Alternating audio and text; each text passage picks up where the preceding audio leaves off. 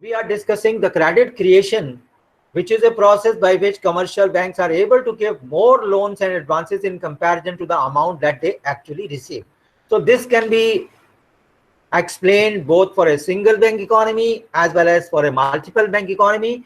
For a single bank economy, this can be studied through a table which is before the screen, wherein you will find that we are having a balance sheet of a commercial bank. On the left hand side, we have credit side that shows the liabilities. On the right hand side, we have asset that shows the debit side. Now here commercial bank is receiving 1000 rupees as the primary deposits. And since each one of you is a commerce student, you know that because of double entry system, whenever 1000 rupees is received by the commercial bank, there will be cash entry on the asset side. This is what you find in this table. So 1000 entry is going to be there on both the side. Deposits in the form of primary deposits, 1000 rupees, cash on the asset side. Now these are primary deposit because these deposits are directly received by the commercial bank from the general public.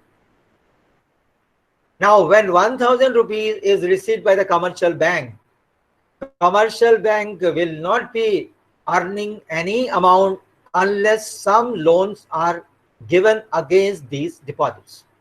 So commercial banks suppose keep 10% as cash reserve ratio. So remaining amount 900 will be given as loan. So 900 loans are given by the commercial bank. So there is derivative deposits creation on the liability side, because you know that whenever deposits are not directly received from the general public, when loans are given to the customer, commercial bank will not give these loans in the form of loans or cash.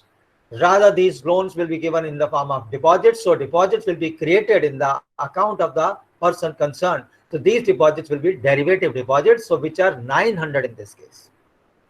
So again, when 900 deposits are created, commercial bank will be keeping 10% reserves, that is 90 rupees. Remaining amount will be given as loans, which is equal to 900 minus 90, that is 810.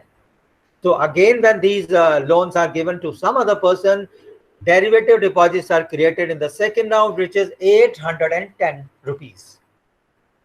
Now further, when these derivative deposits are created,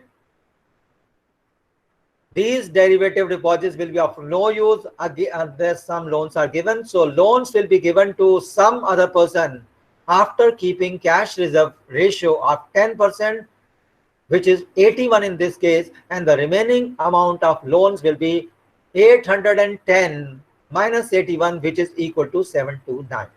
So you will find that with initial amount of 1000 rupees received by the commercial bank will be able to give loans in different rounds, which will be 900 in the first round, 810 in the second round, 729 in the third round.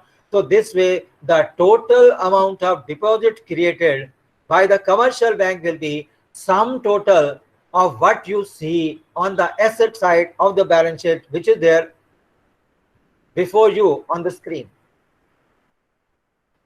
In case we want to know the total sum, it is calculated on page number 195 of the chapter of your book, Principles of Macroeconomics by D.D. Chaturvedi. And this amount is calculated by calculating the sum of infinite terms of geometric series. It is 1000 plus 900 plus 810 plus 729 and so on.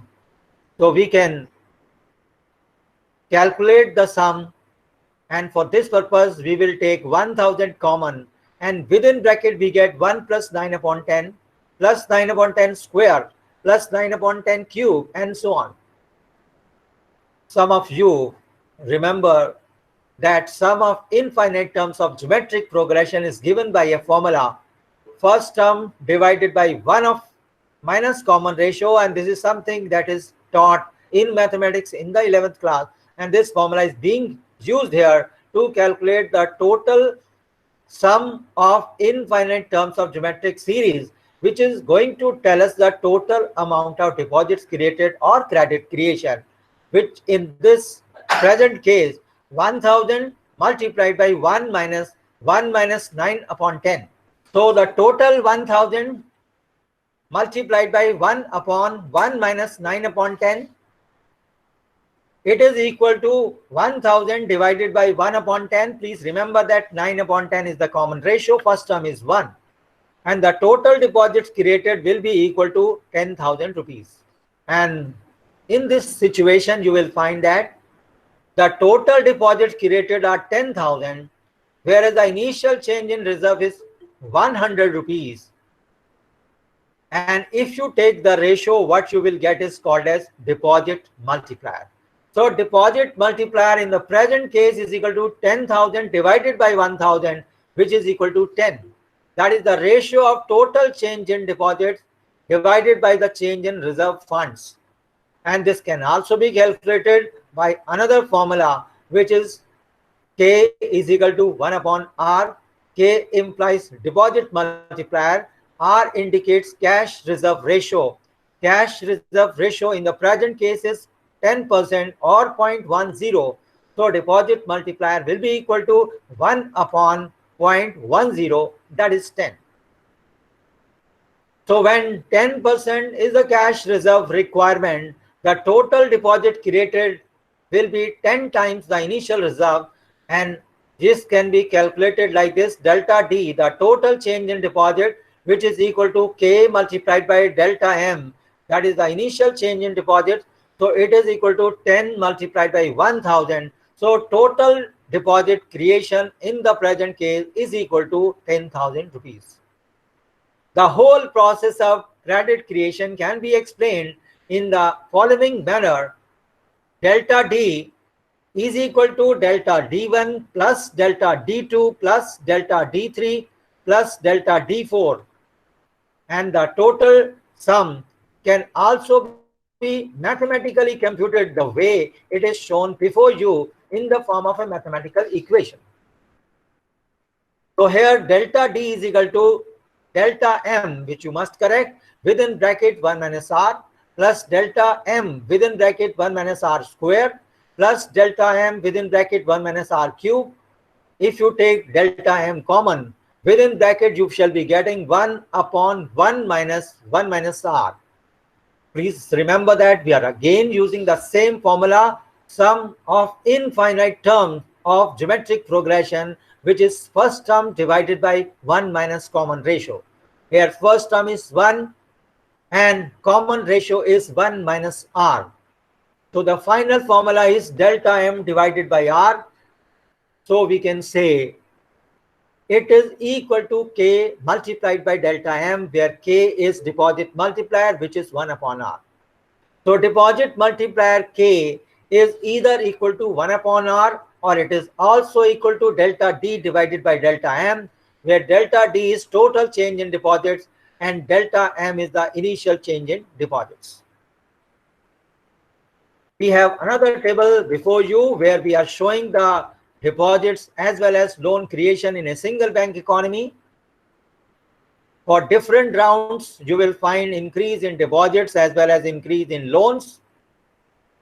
Increase in deposit is 1000 in the first round.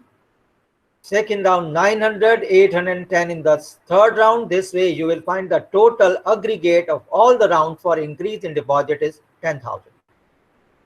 As far as increase in loan is concerned, which is the sum of equal excess reserves. So excess reserve created in the first round is 900.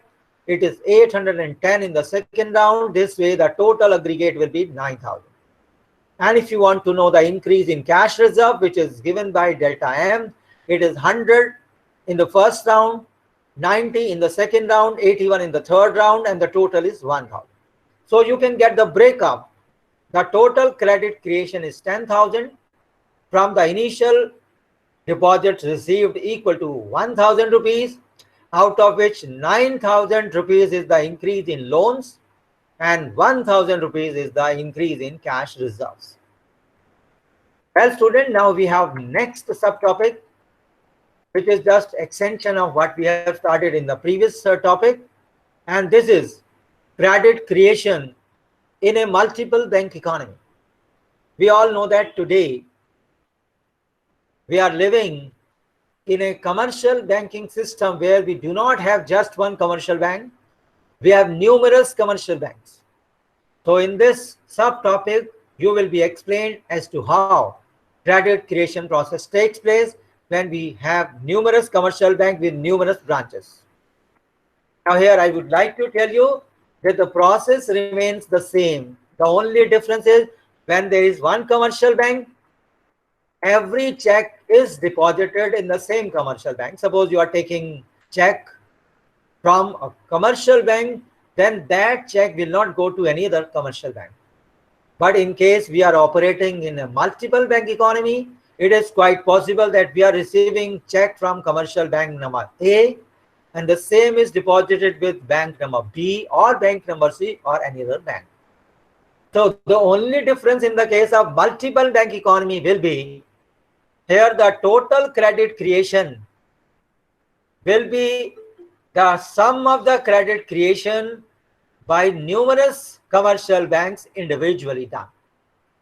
And so in the case of single bank economy, credit creation takes place by one single bank, whereas in the case of multiple bank economy, the total credit creation takes place not by a particular bank, rather it is taking place by the whole banking system and in a whole banking system. And this process is shown in a diagram form through figure number 11.1, which is before you. Commercial bank is bank number A is receiving primary deposits of 1,000 rupees. It is incorrectly mentioned 4,000. It is 1,000 rupees. And this 1,000 rupees is being received by commercial bank A. And suppose commercial bank A is giving loan to some person who may not be having account with this bank A. Rather, the same person is having account with some other bank. So that check will be deposited in bank B or bank C. In any way, the total derivative deposits created will be equal to 4,000 rupees, assuming cash reserve ratio equal to 20%. You remember in the single bank economy, we assumed cash reserve ratio of 10%. When cash reserve ratio is 10%, then with 1,000 total cash created or total deposits created or total credit created will be 10 times or 10,000 rupees. But when cash reserve ratio is more, that is 20%, then the total deposit created or credit created will be 5 times. So total credit created in this case will be equal to 5,000. And out of this 5,000, 1,000 is the primary deposits and 4,000 is derivative deposits. And this is created in the whole banking system. And this can be understood through balance sheet also. The first commercial bank receives 1,000. This is shown as cash on the asset side, deposit on the liability side. And this bank is giving loans of 800 rupees after keeping cash reserves of 200, that means 20%. Then this is the new balance sheet of commercial bank A. It is quite possible that this loan is deposited by the customer in some other bank, say bank B. So now the balance sheet of commercial bank B will look like this: 800 cash, deposits will be 800. Now it is quite possible that this commercial bank B may also extend loans of 640 rupees after keeping cash reserves of 20%. 20% means 160 and loans will be 640. This is new balance sheet of commercial bank B. It is wrongly mentioned as A. So this way we will find that the balance sheet of the commercial bank will keep on changing, but the process of credit creation will remain the same. That is, the commercial bank will be able to create much more credit than the amount of deposit they actually receive from the general public. And this whole process is explained again through a table number 11.2, which show deposits and loan creation in a multiple bank economy, where you will find that in different rounds, increase in deposits is shown as delta D, Increase in loan is shown as delta M. Increase in cash reserve is shown as delta M. This table is quite similar to the previous table 11.1, which was shown for a single bank economy. This table is for a multiple bank economy. Here CRR ratio is 20% instead of 10%. So the figures are a bit different from what you see in table number 11.1, but the process will remain the same. So increase in deposit will be 1,000, 800, 640, and so on. And so the total for the banking system, the total credit creation for the banking system will be 5,000. And increase in loans will be 800 in the first round, 640 in the second round. This way the total for the banking system in the form of derivative deposit will be 4,000. And in the last column, increase in cash reserve, which is 200 in the first round, 160 in the second round, and so on. The total for the banking system is 1,000. So 4,000 is the derivative deposits and 1,000 is the initial or primary deposit, and the total credit creation is 5,000. The formula for deposits increase is same as what we studied earlier. For single bank economy, it is delta D is equal to K multiplied by delta M. So K is the deposit multiplier, delta M is the initial change in deposits. So it is 1,000 multiplied by 5, it's equal to 5,000. So total change in deposit is 5,000. Now here multiplier formula is given to us. It is again same as what we studied for a single bank economy. It is 1 upon R. R means CRR, that means cash reserve ratio. Cash reserve ratio in the present situation is 20%, and 20% means 0.2. So multiplier is equal to 1 upon 0.2, that is 5.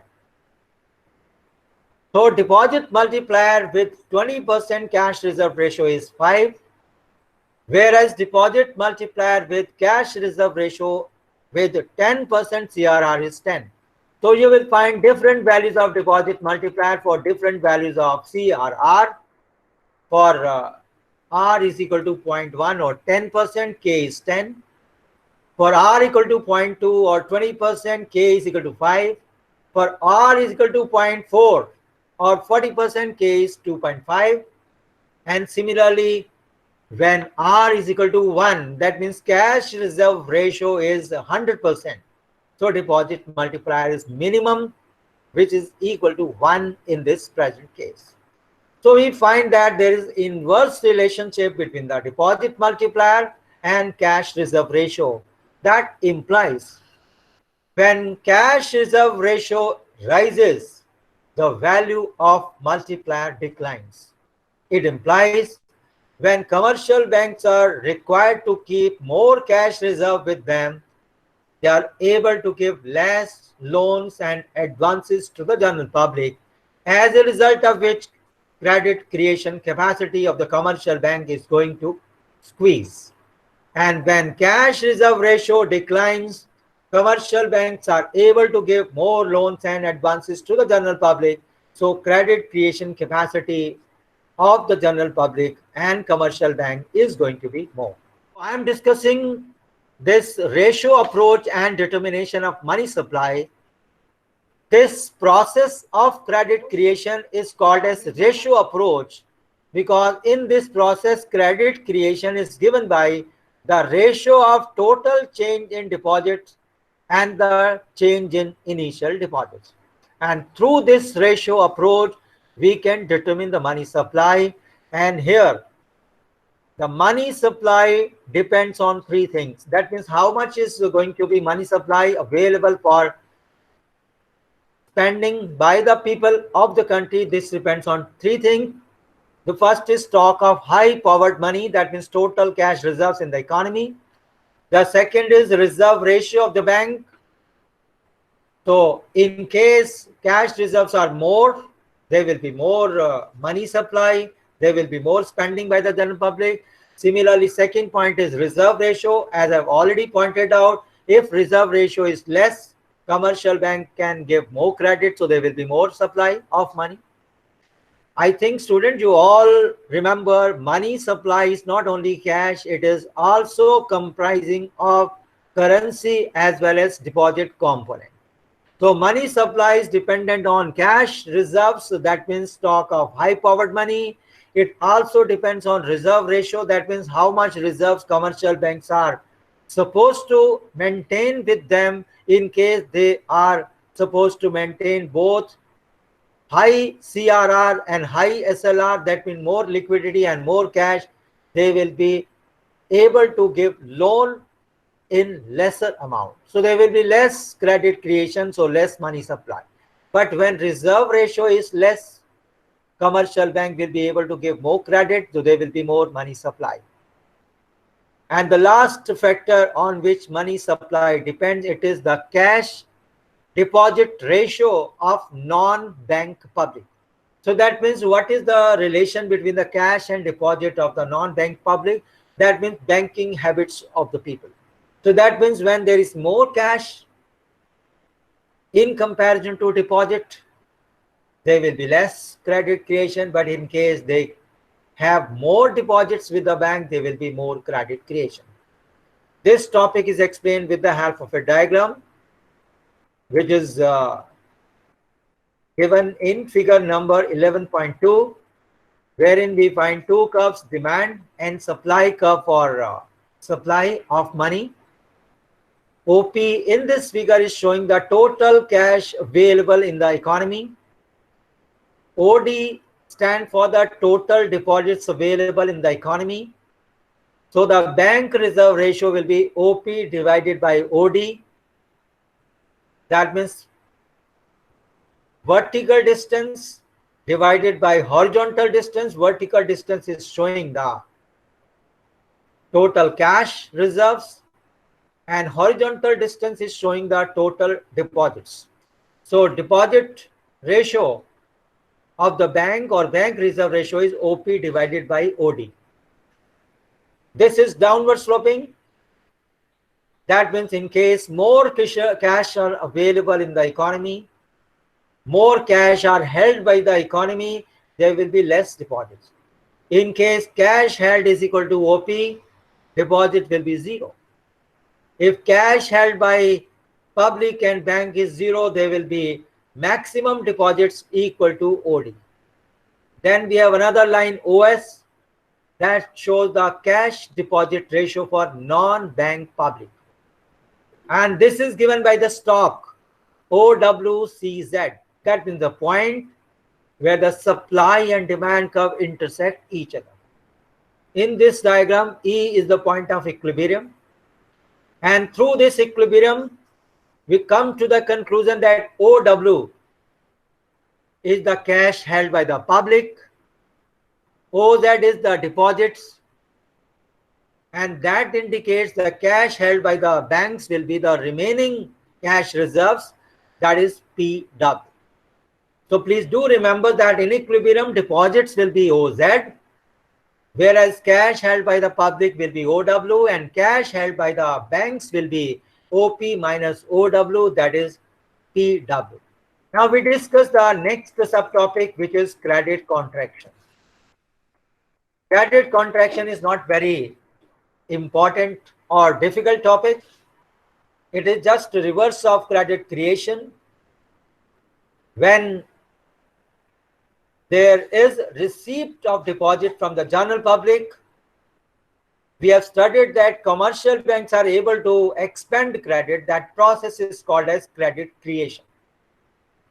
But this bank credit can be destroyed by reduction in bank loans and advances. So that means in case there is a reduction in the deposits, there will be reduction in the credit creation, and that process will be called as credit contraction. So that means when deposits are expanded, deposits are increased by the general public with the commercial bank will be able to multiply those deposits depending upon the value of deposit multiplier.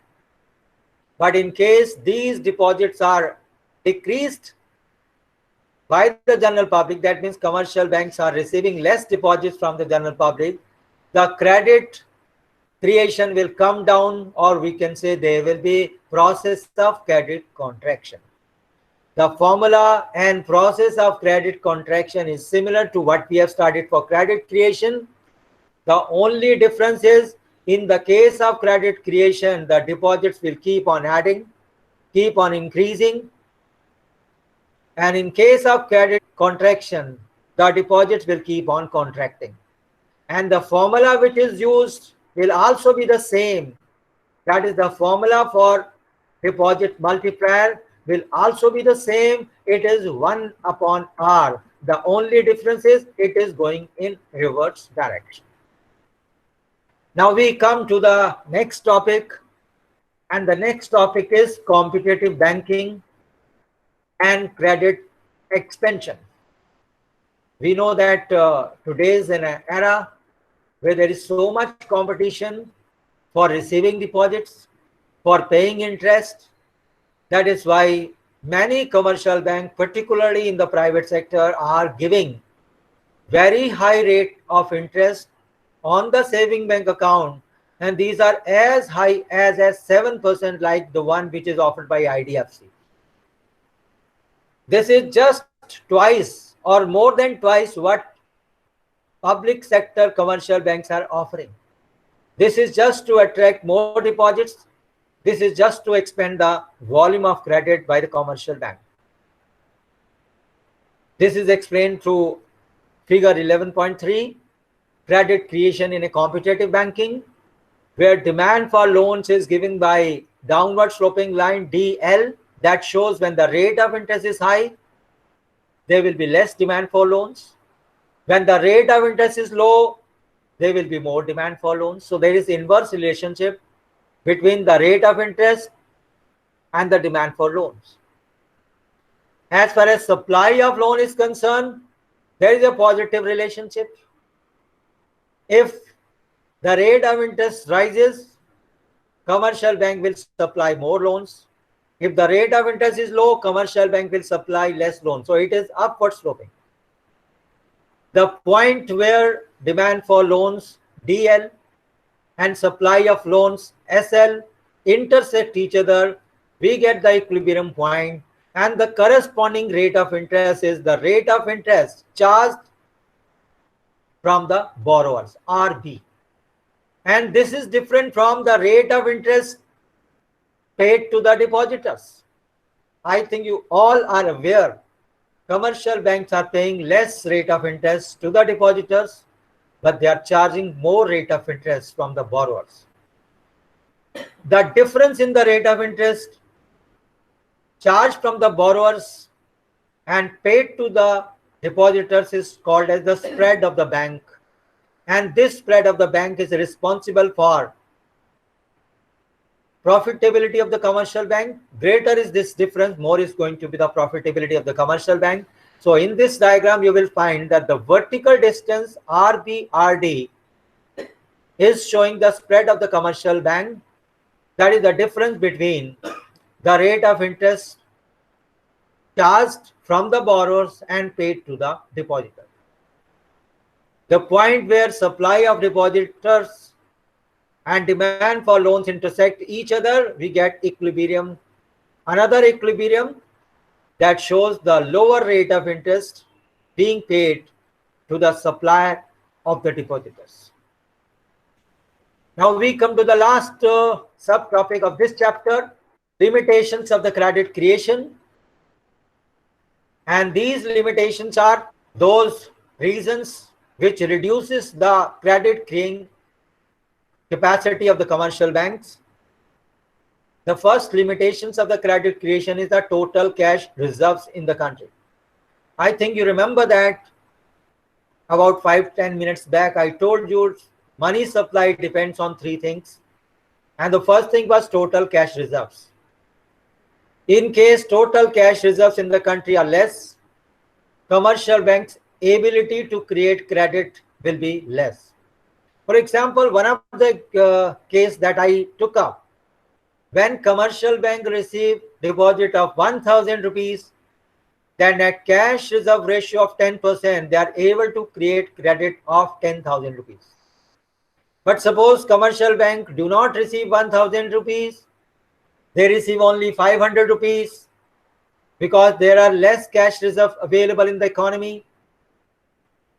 So total credit creation will not be 10,000, it will be 500 multiplied by deposit multiplier, which is 10.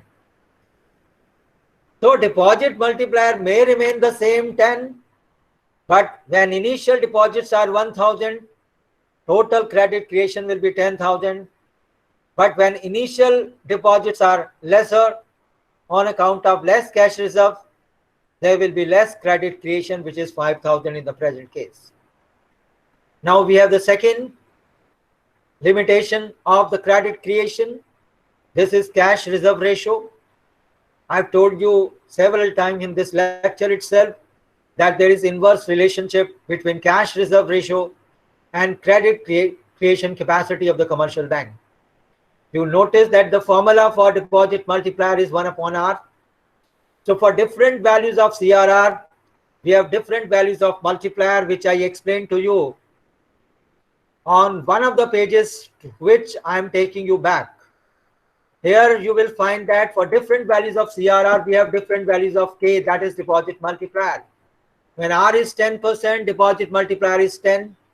But when R is 20%, deposit multiplier is 5. When R is 50%, deposit multiplier is 2. So when we increase cash reserve ratio, commercial banks are able to give less credit, less loans, so there will be less credit creation capacity. We have the third point of limitation of credit creation capacity. And the third point of credit creation capacity is people's desire to hold cash. When people have more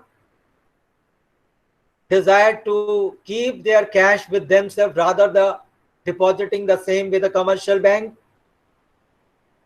there will be less credit creation.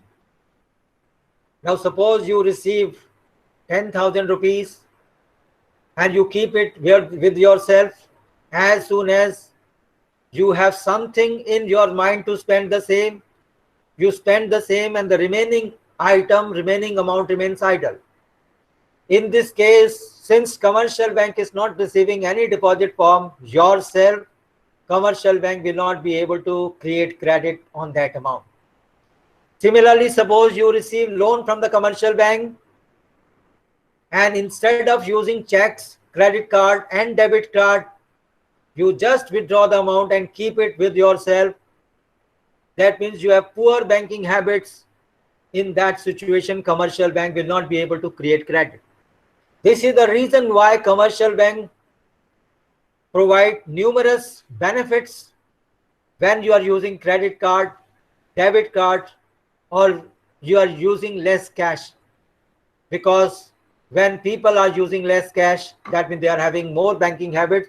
Commercial banks' profitability increases because profits of the commercial bank depends on the confidence of the general public in the banking system and their desire to keep more and more deposits with the commercial bank and their desire to withdraw more and more credit from the commercial banks. Next point is business conditions. When business conditions are good, there is more demand in the market, people are prepared to take loan even at very high rate of interest. But during recession period, there is a pessimism all around, due to which people are not prepared to take loan even at a very low rate of interest because they lose confidence that they are unable to sell the same in the market, and this is what is presently taking place because this current corona crisis is also leading to recession in the economy. This is also leading to less of demand. This is also leading to less GDP rate, less growth rate, less per capita income, and this is also adversely affecting the credit creating capacity of the commercial bank. So commercial banks are highlighting on digital economy, on digital use, so that they are able to use more and more of their deposits with the commercial banks. Next point is monetary policy. When commercial banks follows liberal monetary policy, that means the rate of interest is low, people are taking more loans, there will be more credit creation. But when monetary policy is strict, it is tight, then commercial banks are not able to give more loans to the people. We have last point, nature of securities. No person can take loan from the commercial bank without producing eligible securities. There are many people who receive calls from the commercial bank to take loan from the commercial bank, but they just refuse to take the loan. But there are many more people who may be prepared to take loan from the commercial bank, but they do not have securities to produce for taking the loan, so they will not be getting loans. So number of securities, nature of securities available, and these are called as gilt as securities, the securities which are honored by the commercial bank when loans are taken by the general public or by the investor. So less availability of these securities will also reduce the credit creation power of the commercial bank. So in brief, I can say credit creation not simply depends upon how much deposit commercial bank receive. Credit creation capacity of the commercial bank also depend upon the fact how much loans people are taking from the commercial bank. So how much deposit people will be keeping with the commercial bank depends upon the banking habits of the people, depends upon the level of development. In developed countries, more people are keeping deposits with the commercial bank. In less developed countries, they are keeping cash with them. On the other hand, credit creation capacity also depends upon credit availability and the same taken by the investor. And this is dependent on the rate of interest or the monetary policy. Liberal monetary policy would mean more credit creation. And this is also dependent upon the securities which are required against which these loans are given to the general public.